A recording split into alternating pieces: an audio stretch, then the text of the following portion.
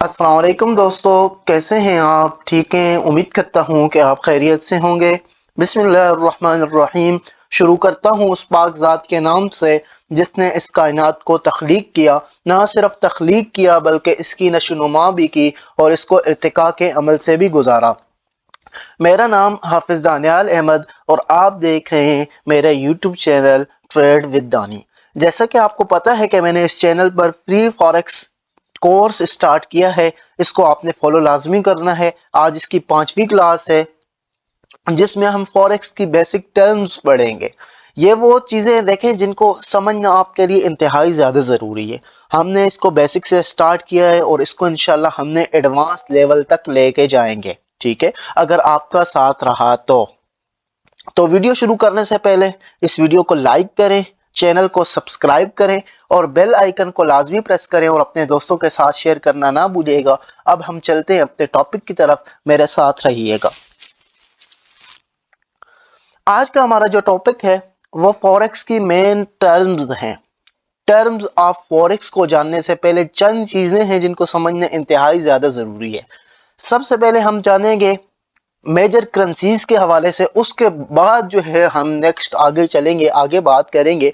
क्योंकि आज जो लफ्ज़ मैं यूज़ करूंगा, जो वर्ड मैं इस्तेमाल करूंगा, वो पूरी फॉरेक्स में बहुत ज़्यादा इस्तेमाल होते हैं। तो आपने इनको ज़हन नशीन कर लेना है अच्छी तरह से, ये आपको हमेशा फ़ायदा देते रहेंगे इंशाल्लाह। तो सबसे पहले मेजर करेंसियों को आपने याद रखना है, जो कि पिछली वीडियो में मैंने आपको बताई थी बड़े ही अच्छे अंदाज में। अगर आपने वो वीडियो नहीं देखी तो पहले वो वीडियो देख लें। तो जहां पर भी मेजर नाम यूज होगा ना, तो आपके जहन में वो करेंसियां आ जानी चाहिए। इन करेंसियों की मार्केट में काफ़ी वोलेटिलिटी होती है, काफ़ी अच्छी इनकी मार्केट होती है। जिसमें सबसे पहले जो है फॉरेक्स का बादशाह आ जाता है, डॉलर आ जाता है। ठीक है, तो ये जो करेंसियां मैं आपको दोबारा से नोट करवा रहा हूँ, ठीक है, इनको आपने याद करना है। इसके बाद हमारे पास दूसरे नंबर पर यूरो आ जाता है। इसी तरीके से तीसरे नंबर पर हमारे पास जापानीज येन आ जाता है और उसके बाद हमारे पास चौथे नंबर पर जीबीपी आ जाता है। ठीक है, ग्रेट ब्रिटिश पाउंड आ जाता है। इसी तरीके से 5वें नंबर पर हमारे पास स्विस फ्रैंक आ जाता है, जिसे हम CHF कहते हैं। और इसके बाद हमारे पास आ जाता है कैनेडियन डॉलर, जिसे हम कैड कहते हैं। ठीक है, और इसके बाद हमारे पास न्यूजीलैंड का डॉलर आ जाता है, NZD। और आखिर में हमारे पास ऑस्ट्रेलियन डॉलर आ जाता है। ठीक हो गया। तो ये वो वाली करेंसियां हैं जिनको मेजर करेंसियां बोला जाता है।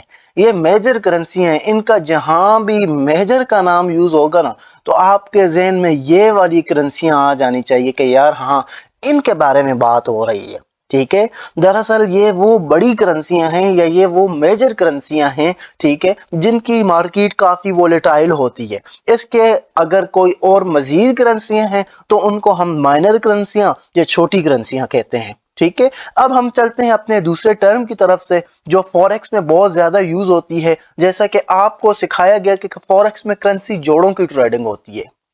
ठीक है, जैसा कि करेंसी जोड़ों की ट्रेडिंग होती है, जैसा कि इधर हम लिख लेते हैं यूरो USD एक पेयर है। तो इसके अंदर देखें दो करेंसियां हैं। ठीक है, तो दो करेंसियों का एक जोड़ा बनता है, उसमें बाइंग और सेलिंग होती है। इसी तरीके से हम एक कमोडिटीज ले लेते हैं XAU USD। ठीक है, तो ये भी हमारे पास एक जोड़ा है। ठीक है, तो इसमें जो सबसे पहले ये आता है XAU। XAU जो है ये जाहिर करता है गोल्ड को। ठीक है, और USD तो USD को ही जाहिर कर रहा है। ठीक है, तो आपके समझने के लिए मैं आपको इन दो मिसालों से समझाऊंगा ताकि आपको समझने में आसानी हो। ठीक है, तो अच्छा, इसमें जो पहली करेंसी होती है ना, जैसे इधर यूरो है।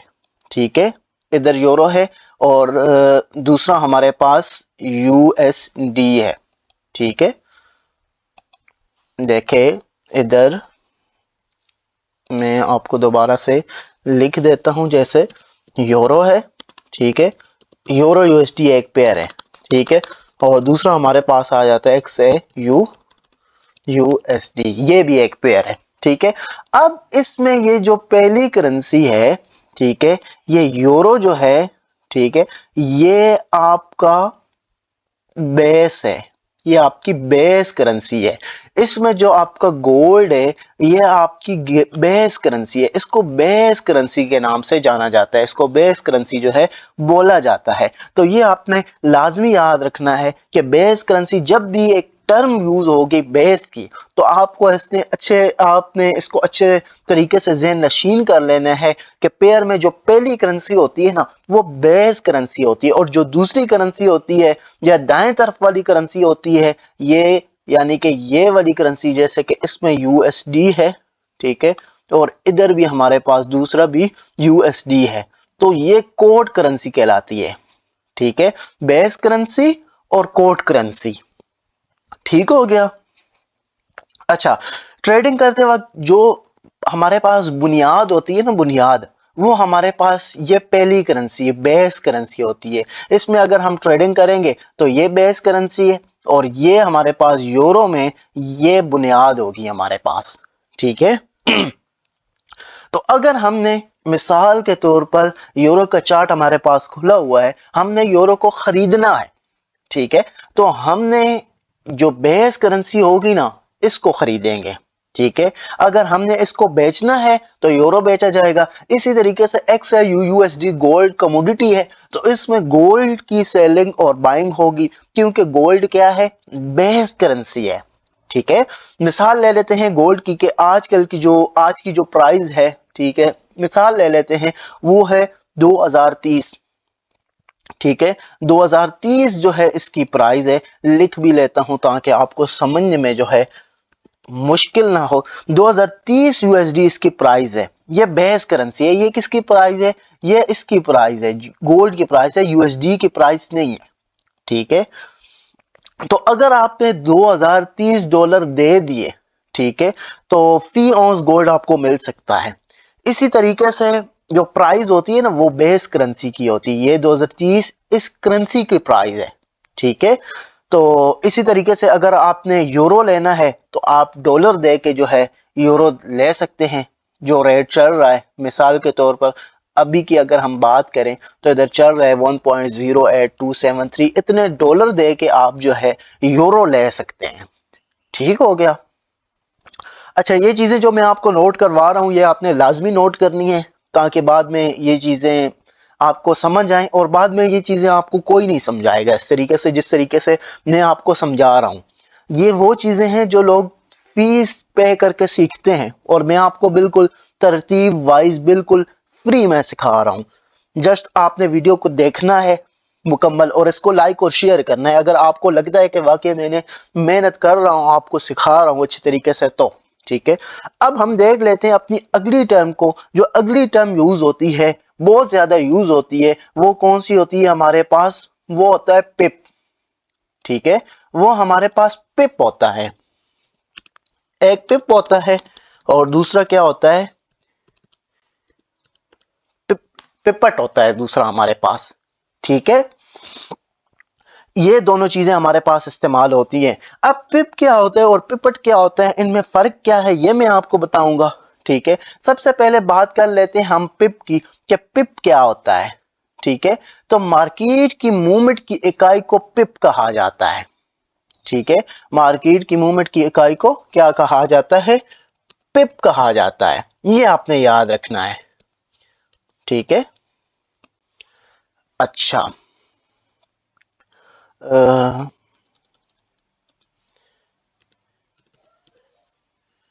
अच्छा जी, इसके बाद अमूमन किसी भी करेंसी का जो इशारिया होता है ना, ठीक है, उसके दाएं जानिब 4 हिस्से होते हैं। कोई भी करेंसी है, उसमें अगर इशारिया है तो उसके दाएं जानिब 4 हिस्से आपको नजर आएंगे। मिसाल ले लेते हैं हम, जैसा कि एक करेंसी है, ठीक है, तो उसकी प्राइस है 1.3324। ठीक है, अब इसकी प्राइस 1.33 0.25 हो जाती है, तो अब इसका ये मतलब है कि इसमें एक पिप का इजाफा हुआ है। क्या हुआ है? एक पिप का इजाफा हुआ है, यानी कि ये जो लास्ट डिजिट है हमारे पास, चौथा हिस्सा इशारिया के बाद, ये चेंज होता है तो क्या होता है? ये एक पिप होता है। ठीक है, इधर ये वाला हो गया, 4 से 5 हो गया, तो हम कह लेंगे कि हमारे पास एक पिप का इजाफा हुआ है। अमूमन जो ट्रेडर होते हैं वो अपने, आपने देखा होगा कि नफे नुकसान को इसी में जो है कैलकुलेट करते हैं। ठीक है, कि इतने पिप का नफा हुआ है या इतने पिप का नुकसान हुआ है। तो याद रखिएगा, हर ट्रेडर की पिप की वैल्यू अलग होती है। किसी का एक पिप 1 सेंट का होता है, किसी का एक पिप $1 का होता है, तो किसी का एक पिप $10 का होता है। ठीक है, मिसाल के तौर पर अगर एक ट्रेडर का एक पिप, मिसाल के तौर पर हमारे पास एक पिप आ जाता है $10 का। ठीक है, तो सिर्फ मार्केट अगर मूवमेंट देती है 5 पिप की, तो उससे प्रॉफिट या लॉस कितना होगा? $50 का। ठीक है, $10 का हमारा एक पिप है, मार्केट अगर 5 पिप मूव करेगी तो $50 का उसे नफा या नुकसान होगा। ठीक है, होप सो कि आप मेरी बात को समझ रहे होंगे। ठीक है, तो तकरीबन सारी करेंसी पेयर 5 हिस्सों पर मुश्तमिल होती हैं। ज्यादातर जो करेंसियां होती हैं, करेंसी पेयर होते हैं, उनका एक हिस्से के बाद इशारिया आ जाता है। जैसे कि ये आपको नजर भी आ रहा है कि यूरो के बाद एक हिस्से के बाद आपको इशारिया नजर आ रहा है। ठीक है, तो याद रखें, अगर यूएस डॉलर किसी भी पेयर में कोड करेंसी है, ठीक है, कोड करेंसी काउंटर करेंसी है, ठीक है, तो उसका जो एक पिप होगा ना, वो किसके बराबर होगा? वो 1/100 के बराबर होगा। एक पिप किसके बराबर होगा?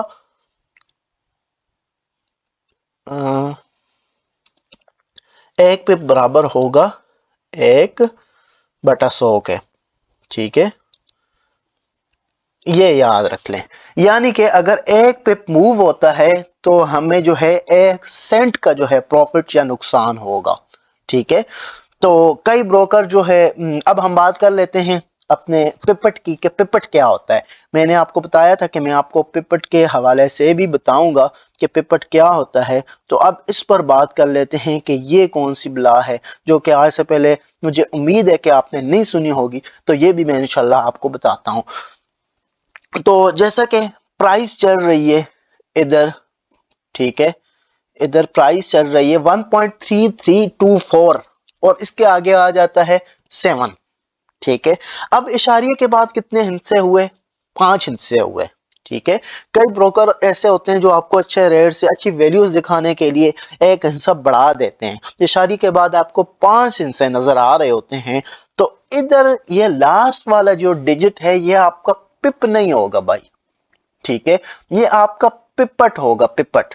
ठीक है, इसी तरीके से इधर हम देख लें कि 2 4 7 की जगह 8 हो गया, तो ये हमारे एक पिपट का इजाफा हुआ, एक पिप का इजाफा नहीं हुआ।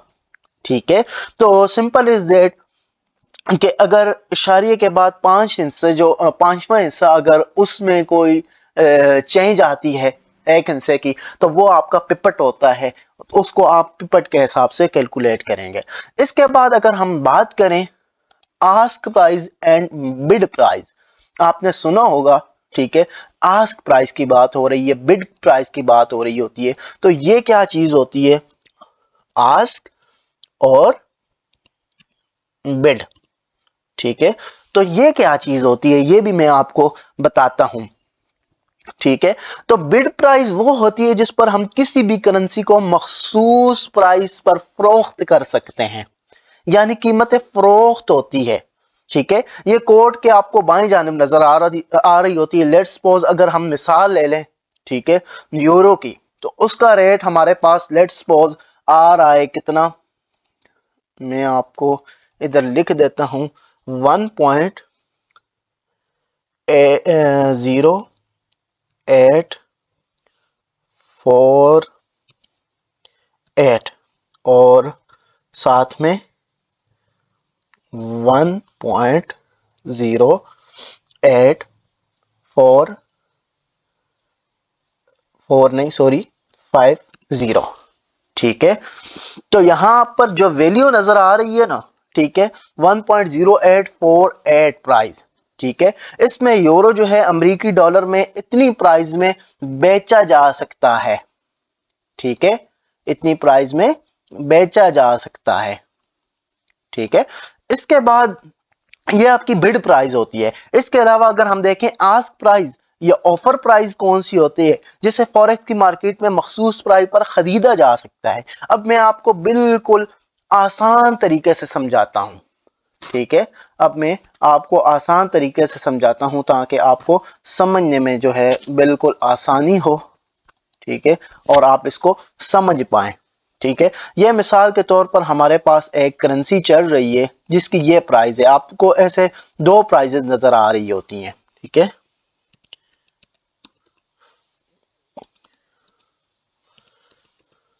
ये हमारे पास करेंसी की प्राइस नजर आ रही है, ठीक है, यूरो यूएसडी की। ये अब आपको दो प्राइजें नजर आएंगी। तो इसमें आपकी बेस करेंसी कौन सी है? इसमें आपकी बेस करेंसी ये वाली करेंसी है, ठीक है, इसको हम बेस करेंसी कहेंगे, बेस, ठीक है। आगे सी डाल देता हूं ताकि आपको समझने में आसानी हो। और इस तरीके से हमारी जो दूसरी करेंसी होती है ये बेस, ठीक है, और इसी तरीके से इसको मैं ऊपर कर लेता हूं और इधर आपकी आ जाएगी कोट, ठीक है, या काउंटर, कोड लिख देता हूं, कोड करेंसी। ये आपकी कोड करेंसी है, ठीक है। आपके समझने के लिए मैं मजीद जो है आसान कर देता हूं, ठीक है। और इसी तरीके से ये आपकी जो करेंसी है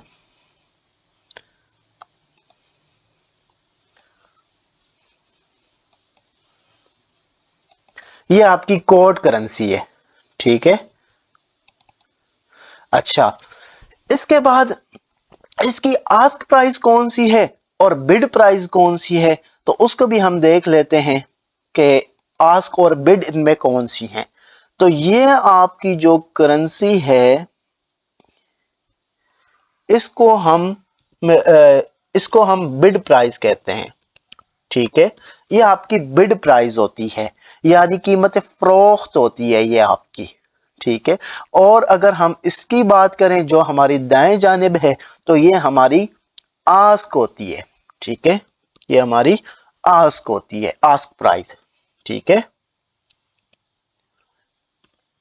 ये हमारी आस्क प्राइस है, ठीक है। 1.084248 ये हमारी बिड प्राइस है, कीमत फरोख्त है। और आसान अल्फाज में ये हमारी 850 जो है ये हमारी ऑफर प्राइस है, कीमत खरीद है, ठीक है। इसके अलावा हम बात करें स्प्रेड की, तो आपने सुना होगा कि यार कितना स्प्रेड है या स्प्रेड ज्यादा है वगैरह वगैरह, इस तरह की बातें आपको सुनने में मिली होंगी। तो मैं आज आपको बताऊंगा स्प्रेड क्या होता है, ठीक है। तो ये आपको आस्क प्राइस और बिड प्राइस नजर आ रही है, ठीक है। इन दोनों में थोड़ा सा डिफरेंस है। वो डिफरेंट क्या है कि इसके आगे 48 है और इसके आगे 50 है।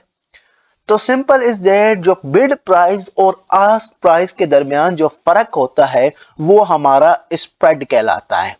अब इसमें स्प्रेड कितना है? इसमें स्प्रेड अब हमारे पास है 2, ठीक है। यानी कि 48 में से हम अगर 50 को निकालें तो पीछे हमारे पास 2 बचता है, तो ये हमारे पास इसका स्प्रेड निकल आ जाएगा, ठीक है।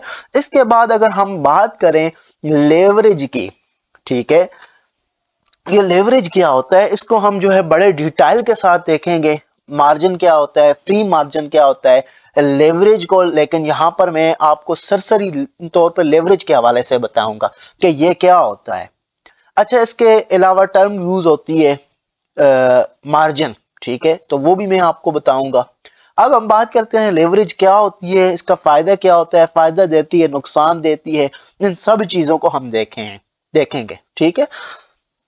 अच्छा, काफी ब्रोकर ऐसे होते हैं जो आपको अनलिमिटेड लेवरेज जो है मुहैया करते हैं, आपको देते हैं, और बहुत सारे ऐसे ब्रोकर्स भी होते हैं जो आपको कम लेवरेज प्रोवाइड करते हैं।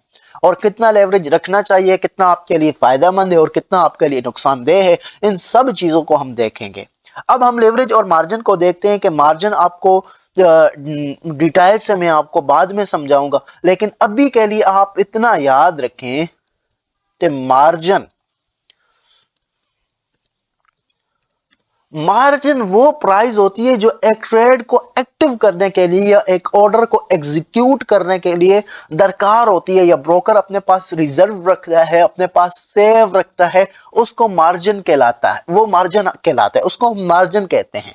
ठीक है, अगर हम लेवरेज की बात करें, अगर आपके पास लेवरेज है और आपके अकाउंट में $10 हैं, ठीक है, लेकिन आप बाइंग $100 की करना चाहते हैं तो लेवरेज की वजह से कर सकते हैं, क्योंकि आपको लेवरेज उसे कहते हैं जो आपको उधार दे रहा होता है। मिसाल के तौर पर ब्रोकर जो है ना आपको उधार दे रहा होता है कि आप इसमें जो है बाइंग सेलिंग कर सकते हैं। ठीक है, लेकिन डिटेल वीडियो में मैं इंशाल्लाह बाद में बताऊंगा आपको लेवरेज के फायदे क्या है, नुकसान क्या है, रखना चाहिए नहीं रखना चाहिए या कितना रखना चाहिए। जब भी आप किसी भी ब्रोकर में रियल अकाउंट ओपन करते हैं तो आपको लेवरेज सेलेक्ट करना पड़ती है। ठीक है, लेवरेज कितना रखते हैं हम इंशाल्लाह बाद में उसको डिस्कस करेंगे। और मार्जिन का आप इतना याद रखें कि ऑर्डर को एग्जीक्यूट करने के लिए, ठीक है, ऑर्डर को एग्जीक्यूट करने के लिए या ऑर्डर को लगाने के लिए जो आपको डॉलर्स चाहिए होते हैं ब्रोकर का, या डॉलर अपने पास वो जो रखता है, रिजर्व रखता है, तो उसे मार्जिन कहते हैं। ठीक है, तो आज का हमारा साथ यहीं तक था।